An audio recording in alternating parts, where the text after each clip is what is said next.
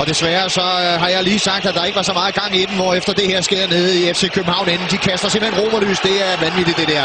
Kaster romerlys ned på Brøndby-fansene.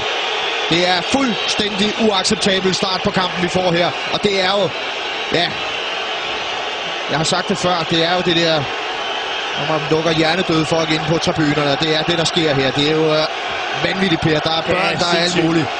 Slut med kommer til ikke. Jeg har sagt det, da vi sad nede i Næstved. Jeg siger det gerne igen. Det der hører overhovedet ikke hjemme.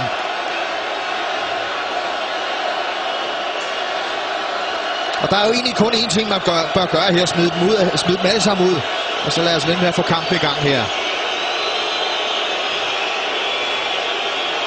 Jesper Christiansen kan jeg se, ja, vi kan lige se det her ude og dæmpe gemytterne. Forsøger at få dem til at stoppe det der, men ja. Og vi har jo altid diskussionen her, Per. Du er helt lamslået. Ja, jeg er helt rystet, ja. Ikke også? Og det er jo igen det, som vi også så i Næstved, ikke? Altså, vi ser masser af børn sidde over i det afsnit derovre, familier og så videre.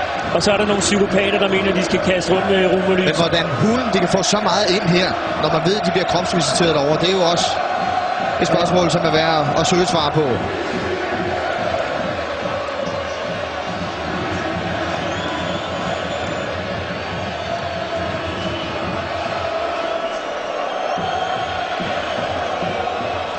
Jeg ved ikke, om det var en officiel melding, jeg fik i mit øre her, men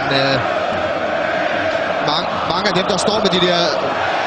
Ja, de har haft gemt dem i t-shirts, for jeg ved, men til synligheden har de også nogle af dem været udstyret med elefanthuer, da de står med de der romerlys i hånden, så man ikke kan plukke dem ud efterfølgende. Men nu er der heldigvis ved at falde over tingene, og med yderligere forsinkelse, jamen så kommer vi i gang. Peter Rasmussen, kampens dommer, er i hvert fald ved at være der. Men jeg kan se, at der bliver tændt flere romerlys ind under de der kæmpe banner. Det er jo så en del af strategien, desværre. Jeg har lige rost fansene for at gøre det feste med banneret, men lad os koncentrere os om fodbold. Larsen